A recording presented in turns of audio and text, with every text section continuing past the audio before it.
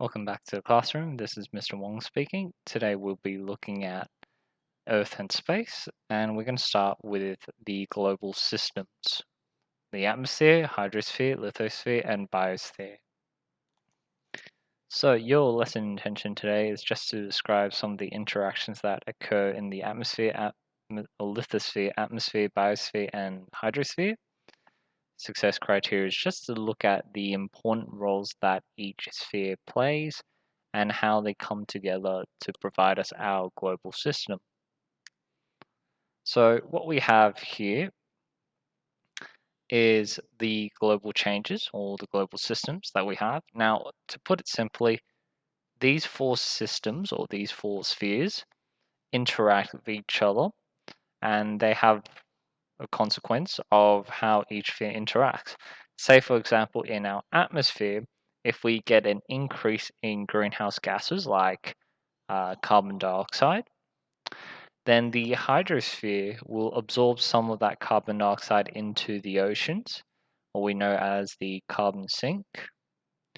It could also go into our soil, and also carbon dioxide or carbon is generated by the um, death of organics materials or organic organisms. So that's kind of how they kind of come together as one example.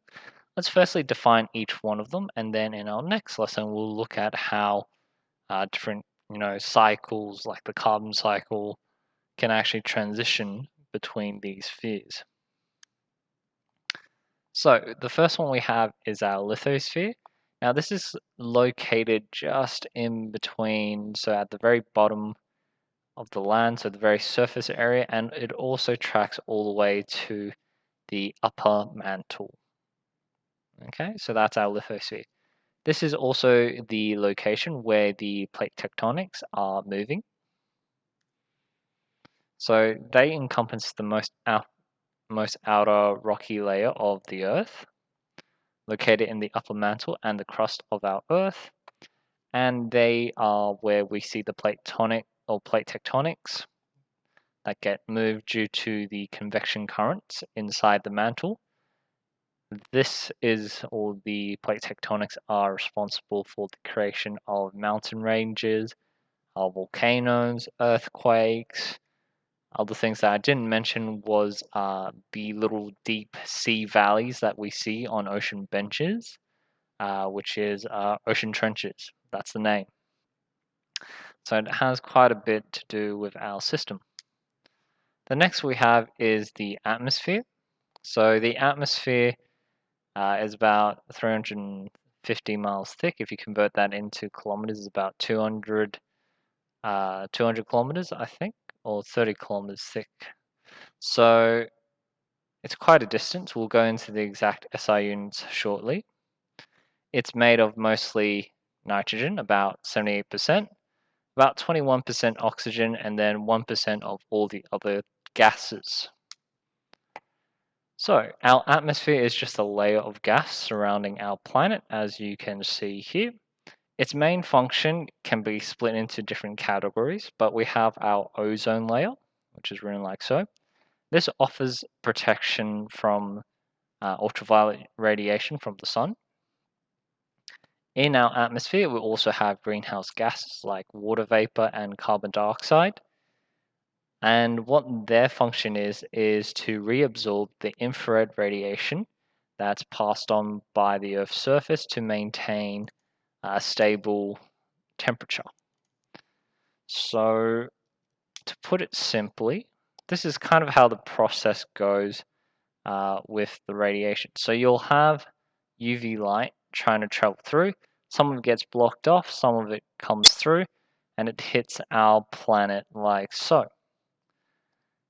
Over time, after absorbing that radiation, our planet will also then release what we call UV or infrared radiation. Infrared. Okay. If we have greenhouse gases in our atmosphere, which we do naturally speaking, the greenhouse gases will absorb the infrared and it will release it back onto the Earth. This is how the Earth actually regulates its surface temperature. It's also the same reason why during nighttime when we're not facing the sun, why doesn't the Earth go to like the minus 30-40 degrees Celsius like you see in like Mars and all those kind of planets that don't have an atmosphere. So it's a good mechanism of regulating temperature on Earth. Obviously, the current state that we're at, we have too much greenhouse gas, so that's not good, but this is the example we're talking about here. If we actually compare another planet that has a relatively similar size to Earth, but has a much higher amount of greenhouse gases, which is Venus here, you can actually see. So Venus actually only has 91% of the gravitational pull of Earth, but it has a much higher concentration of greenhouse gases. The average surface temperature on Earth is about 14 degrees Celsius, whilst on Venus is about 462 degrees Celsius. Now, obviously, what you would know is water boils at 100 degrees Celsius. So if you were on Venus, essentially the water particles, water molecules inside your body would be boiling if you didn't have a spacesuit on to regulate that body temperature. To give you another perspective, a typical restaurant that bakes pizza, let's say Domino's or Pizza Hut,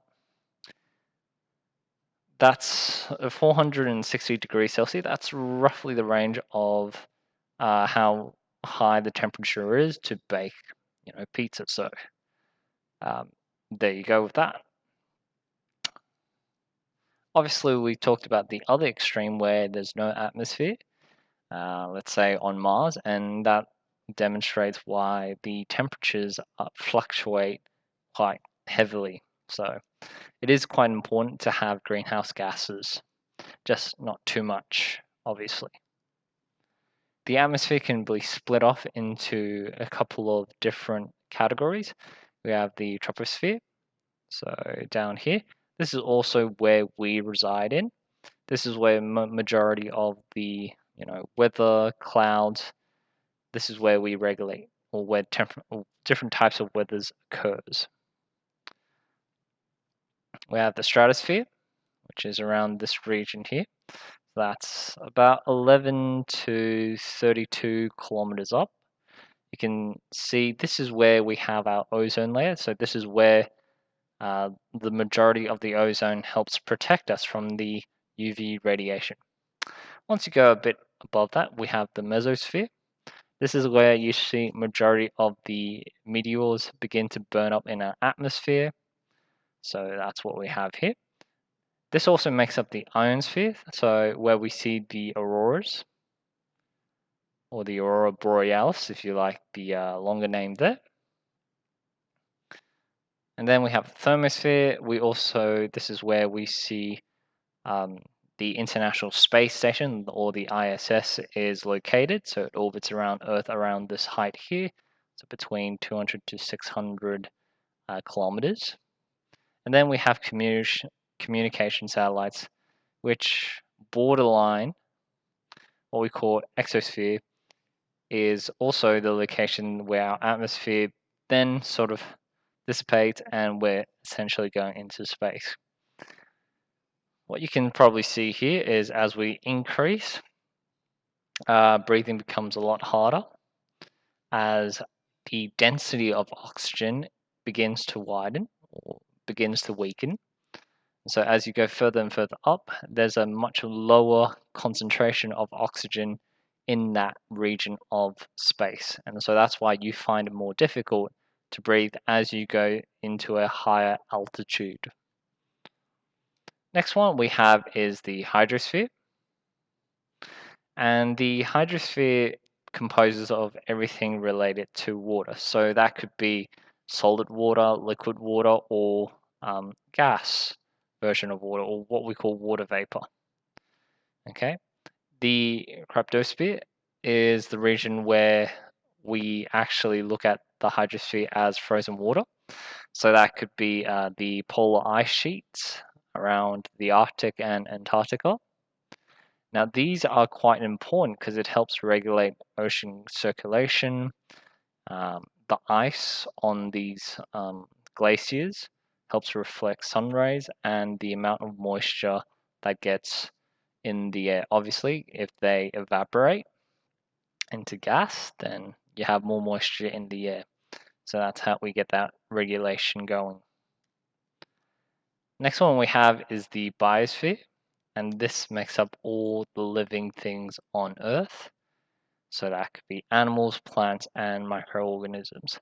Here's a little image to kind of just show you, although we kind of explain all these different spheres in like their own unique cycle, their own unique component, you can actually see that they kind of need everything to connect to work.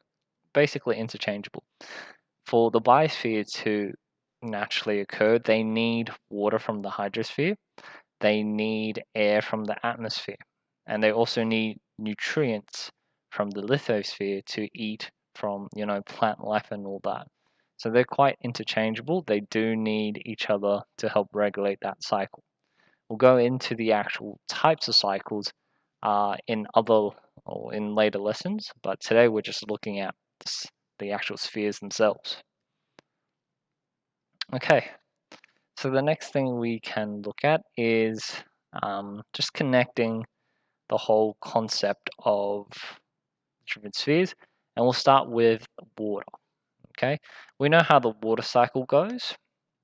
We might put an image of it later on, but where did water originally come from? Okay, now scientists had a little debate between, is it from icy comets or is it from asteroids? Now, obviously we know if it's ice, and it's basically frozen water, okay? And whilst asteroids, actually has a very low concentration of water. So that's the idea there. However, icy comets, when they travel to our atmosphere, as we talked about, as you travel through the atmosphere, there is quite a bit of friction from the air molecules in that atmosphere. And what we find is majority of the icy comets will have evaporated before it reaches the surface of the Earth. However, for asteroids, because they're made of a more rocky structure, they don't tend to degrade or degenerate completely or break apart completely, and so they can actually land on our planet. So once it lands on our planet, it takes quite a bit of time because asteroids have a very low concentration of water in it. Okay, so lands on Earth, builds up over time, and we know that at the start of the cycle of our planet, the Earth was very hot. The reason being is because of the continuous collisions of asteroids increases the pressure inside the planet. This goes back to our lithosphere with the different structures. And we got the different components. So we had the convection currents, the inner core, the outer core, and in our lithosphere, we begin to have this tectonic plate motion. Okay, and this is a really important part. So we go from the atmosphere into our lithosphere. This tectonic plate motion causes the melting of this rock, causes a buildup of magma, and during that eruption, all right, it releases water. So we go from the atmosphere into the lithosphere, and now it goes back out into the atmosphere. And once it's in the atmosphere, the water will then condense, you get rain, and that's how we get oceans. So let's just talk about that again. We started with the atmosphere with the asteroids coming down. We then talked about how the rocks were moved around by plate tectonics in our lithosphere.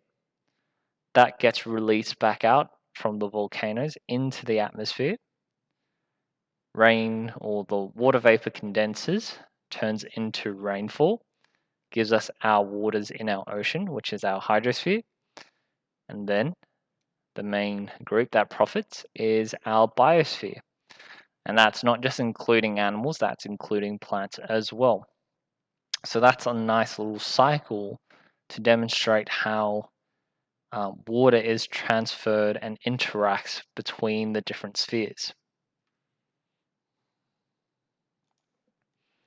Okay, so part of the outcome we're looking at is trying to look at the different cycles and how that interaction occurs in the different spheres.